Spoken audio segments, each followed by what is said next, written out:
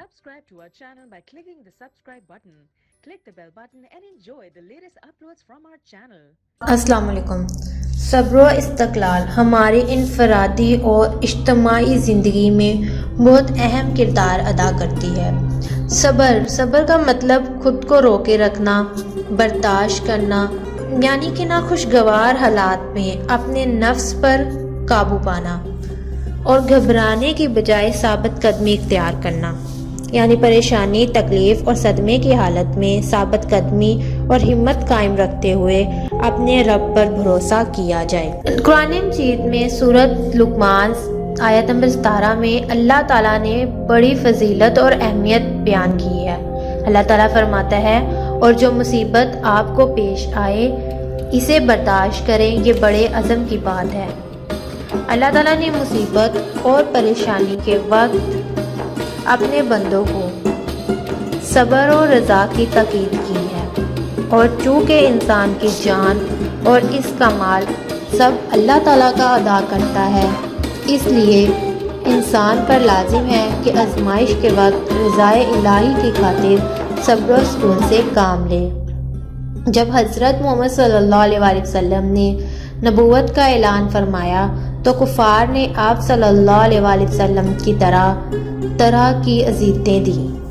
آپ صلی اللہ علیہ وآلہ وسلم کو جھٹلایا، آپ صلی اللہ علیہ وسلم کا مذاق اڑایا، کسی نے معاذ اللہ جادوگر کہا اور کسی نے کاہن، مگر آپ صلی اللہ علیہ وآلہ وسلم نے صبر و استقلال کا دامن ہاتھ سے نہ چھوڑا اور تبلیغ دین سے منہ نہ موڑا۔ اس کی ہم ایک مثال دیکھتے ہیں۔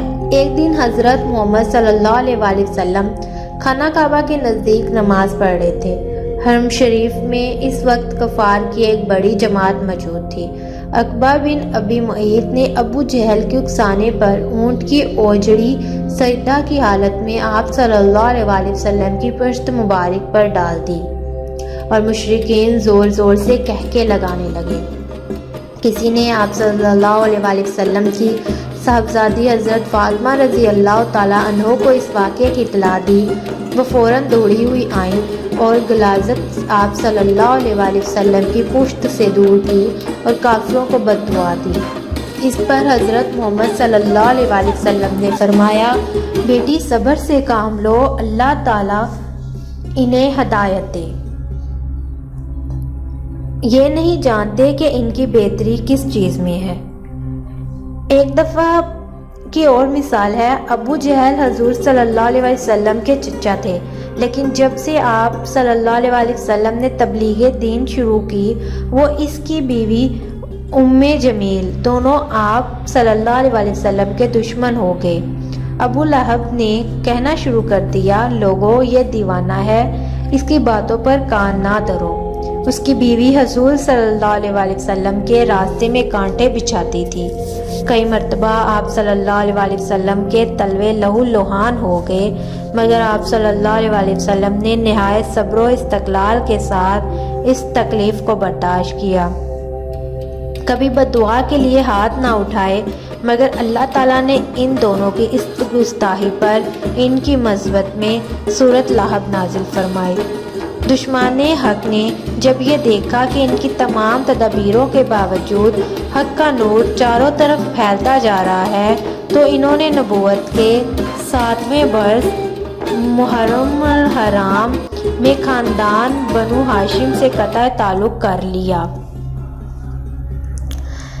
جس کی روح سے تمام قبائل عرب کو اس بات کا پابند کیا گیا کہ وہ بنو ہاشم سے ہر طرح کا لین دین اور میل جول بند کر دیں، اور ابو لہب کے سوا پورا خاندان بنو ہاشم 3 سال تک حضرت محمد صلی اللہ علیہ وسلم کے ساتھ شب ابو طالب میں محصور رہا۔ اس دوران انہوں نے اتنی تکلیفیں اٹھائیں جن کے تصور سے رونگٹے کھڑے ہو جاتے ہیں، مگر اس موقع پر رحمت العالمین نے نہایت صبر و ضبط اور بڑی پامدردی استقامت سے ان حالات کا مقابلہ کیا۔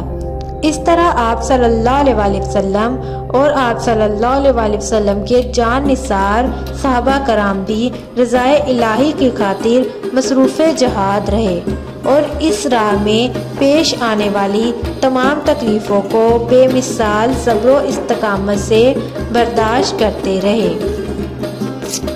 ایک مسلمان کو کوئی دکھ، تکلیف یا پریشانی کا سامنا کرنا پڑے تو اسے سوچنا چاہیے کہ یہ آزمائش ہے، اسے اللہ کے سوا کوئی دور نہیں کر سکتا۔